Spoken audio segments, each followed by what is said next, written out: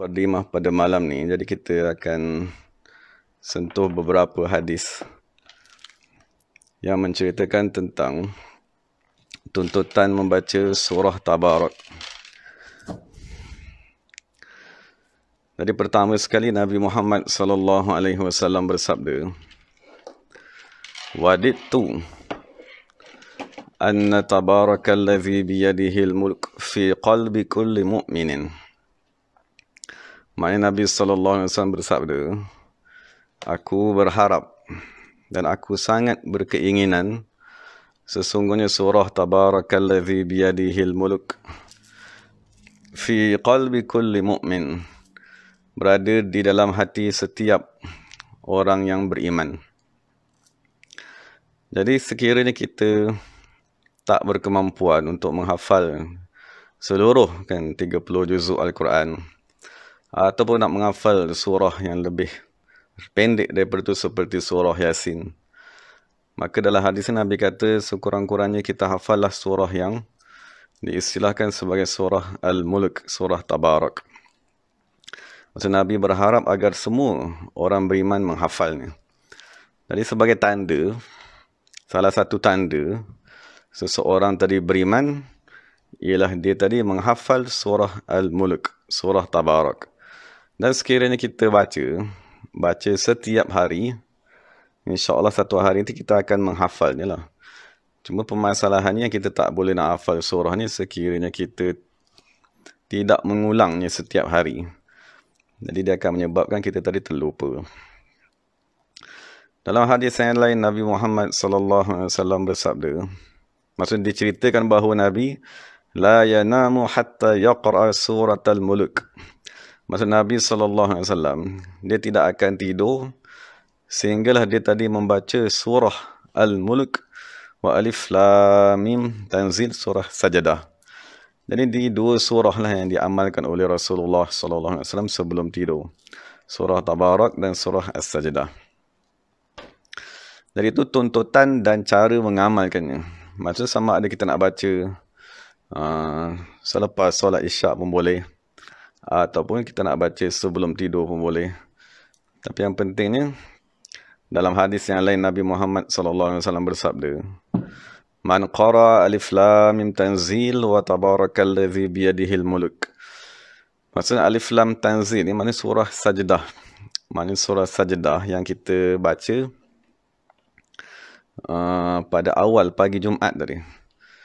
Jadi surah Sajdah yang dibaca pada pagi yang paling agung, pada pagi hari Jumaat tadi, sebenarnya ialah surah amalan yang dibaca oleh semua umat Islam. Maksudnya bukanlah imam seorang saja yang hafal surah Sajdah, dan bukanlah surah Sajdah tu kita hanya dengarnya pada hari Jumaat saja sekiranya kita sembahyang berjemaah di masjid.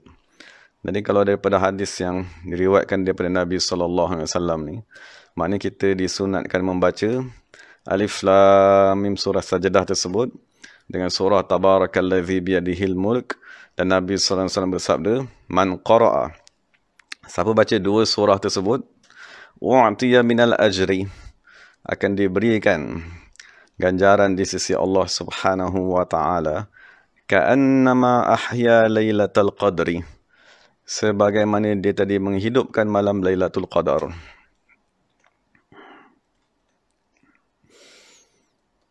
Jadi Lailatul Qadar yang di dalam bulan Ramadan tu kita kena cari, dan kadang-kadang jumpa, dan kebiasaannya kita pun tak jumpa, kita pun tak tahu. Tapi dia ada satu, maksudnya cara untuk kita menjadikan setiap malam yang kita hadapi ataupun setiap malam yang kita akan lalui, cara untuk kita menjadikan setiap malam tersebut ialah malam Lailatul Qadar. Salah satu yang diajarkan oleh Nabi SAW ialah membaca dua surah, iaitu surah Sajdah dan surah Al-Mulk pada setiap malam. Dan itu faedah pertama lah. Maksudnya dengan kita tadi kalau kita nak bangun malam daripada Isyak sampai kepada subuh tak tidur, kan, seperti yang dibuat oleh imam-imam zaman dahulu seperti Syekh Abdul Qadir Jalani, kan, mereka daripada Isyak sampai ke subuh memang tak tidur. 40 tahun dalam keadaan tak pernah tidur pun daripada Isyak sampai ke subuh. Jadi pahala mereka di sisi Allah terlampau banyak. Jadi kita nak tiru, nak buat seperti mereka tu amat susah. Jadi kita yang lemah, kita yang iman kita lemah, tak kuat ni, jadi kita cubalah amalkan dua surah ni, surah Tabarak dan surah Sajdah sebelum kita tidur. Itu faedah membaca surah Tabarak yang pertama. Maksudnya faedah pertama di dunia ialah dia menjadikan setiap malam ialah malam Lailatul Qadar. Jadi bolehlah kita amalkan surah surah Sajdah tu. Maksudnya kalau masa mengizinkan, insya-Allah kita baca sama-sama lah, ataupun kita baca sekali semasa malam ni lah yang kita nak baca Tabarak ni. Lepas tu faedah yang kedua di dunia, maksudnya kita ambil dua faedah di dunia dan dua faedah di akhirat ni. Maksud faedah pertama ialah dia akan menjadikan malam ialah malam Lailatul Qadar. Adapun faedah kedua di dunia, tazkiru man huwal malikul haqiqi. Maksudnya salah satu faedah kita membaca surah Tabarak ni pada setiap malam ialah dia akan mengingatkan kepada kita siapakah raja yang sebenar. Maknanya kebanyakan daripada kita menganggap raja-raja ni ialah seperti sultan, raja ni ialah seperti pemerintah, kan, menteri, perdana menteri sebagainya. Jadi kalau dinyatakan dalam kitab tafsir oleh Imam Haqqi radhiyallahu anhu, dia berkata, dia kata ketahuilah bahawa surah Al-Mulk ni dia ialah surah yang berada di sebelah kanan raja yang sebenar. Maksud raja yang sebenar di dunia ni ialah Al-Qutbu, maksudnya wali kutub yang menjaga alam semesta. Jadi wali kutub ni dia ada dua orang imam di sebelah kiri dan di sebelah kanannya. Imam yang maksudnya di kiri kanan ni diistilahkan sebagai Al-Imaman, dua orang imam. Jadi imam yang berada di sebelah kanan ni, surah yang dia pegang ialah surah Yasin. Kerana surah Yasin, jadi satu kalimat di akhir surah Yasin, fasubhanalladzi biyadihi malakutu kulli syai'. Maksudnya menteri di sebelah kanan yang berada di sebelah kutub ni, dia menjaga alam malakut. Jadi alam malakut tersebut dia punya rahsia ni, dia ialah rahsia di dalam surah Yasin. Jadi surah Yasin berada di sebelah kanan. Dan salah seorang lagi menteri ni yang berada di sebelah kiri, diistilahkan sebagai Al-Imam juga, imam yang kedua yang berada di sebelah kiri ni, maka surah yang dia pegang ialah surah Al-Mulk. Sebab surah Al-Mulk dia merujuk kepada alamul mulki, maksudnya alam yang zahir. Adapun yang sebelah kanan tadi dia ialah menteri yang menjaga alam yang ghaib, ataupun diistilahkan sebagai alam al-malakut. Jadi apabila kita baca Tabarakalladzi biyadihil mulk, maksudnya kita ingatkanlah dalam diri kita yang sebenarnya raja ialah Allah Subhanahu wa taala. Dan Allah Subhanahu wa taala yang sebenarnya ialah raja hakiki tadi, melantik salah seorang daripada hamba-Nya yang paling soleh di dunia yang diistilahkan sebagai Al-Qutub. Dialah raja yang sebenar.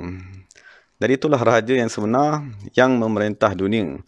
Jadi sebagaimana dinyatakan oleh Syekh Abu Madian dalam qasidahnya, dia kata ma lazzatul 'aishi illa suhbatul fuqara humus salatin wassadatu wal umara.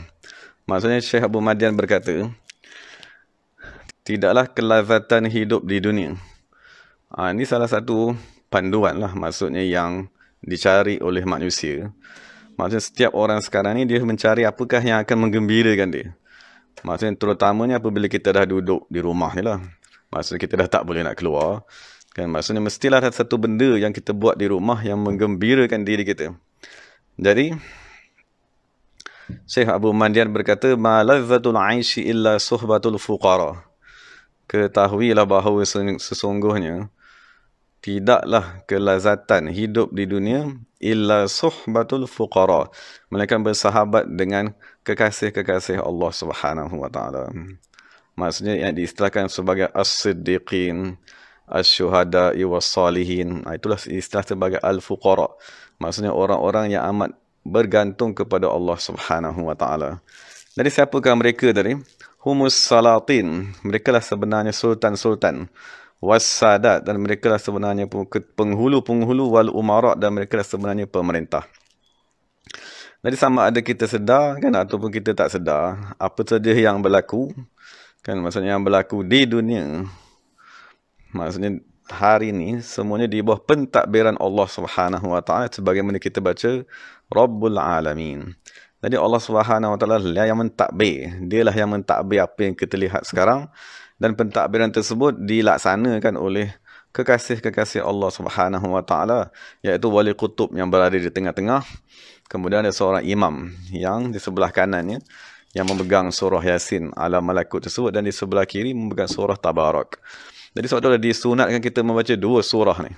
Kan maksudnya kalau kita boleh baca surah Yasin di sebelah pagi, kan maksudnya selepas solat subuh, dan kita bacalah surah Tabarak tadi di waktu malam, kan moga-moga kita dapat dikurniakan dengan apa dia, kecintaan dan kefahaman bahawa Allah Subhanahu Wa Taala dialah sebenarnya Rabbul Alamin. Dialah sebenarnya pemerintah alam semesta. Itu dua faedah di dunia. Maksudnya pertamanya kita dapat memperbanyakkan ganjaran ibadat. Kerana apabila kita baca surah Tabarak dan surah Sajadah pada setiap malam, maka Allah Ta'ala akan menjadikan malam tersebut seperti Lailatul Qadar. Lepas tu faedah yang kedua, supaya kita menyedari raja yang sebenar di dunia ialah kekasih-kekasih Allah Subhanahu Wa Taala. Lepas tu faedah yang di akhirat pula. Faedah di akhirat ni yang kita dah maklum lah. Maksudnya, pertama sekali surah Al-Mulk, dia akan menyelamatkan kita, memelihara manusia daripada azab kubur. Dan yang kedua sekali, dia akan menyelamatkan manusia daripada neraka pada hari kiamat. Maksudnya diriwayatkan daripada Ibnu Abbas, satu ketika sahabat-sahabat, mereka sedang berjalan, sedang bermusafir. Lepas tu apabila malam, mereka terpaksa berhenti. Jadi mereka pasang kemah.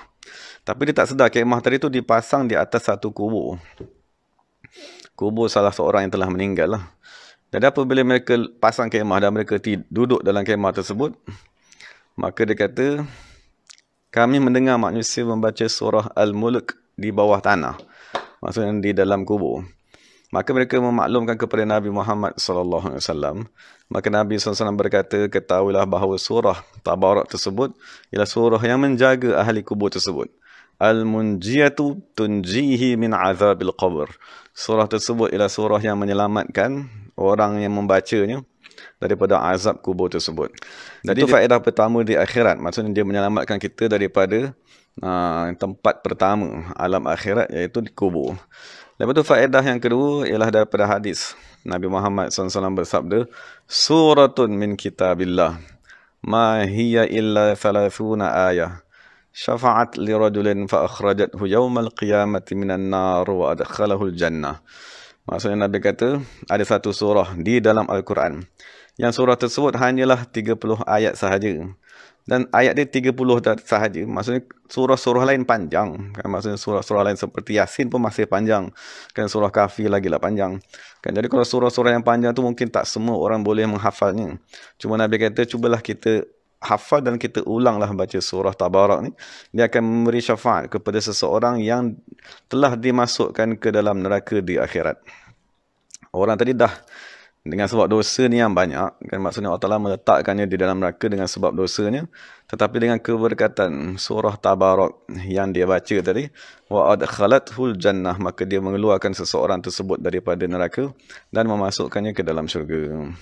Jadi itu dua faedah di akhirat. Pertamanya menyelamatkan kita daripada siksaan di dalam kubur, dan kedua akan menyelamatkan kita di akhirat, lepaskan kita daripada neraka Allah Subhanahu Wa Taala.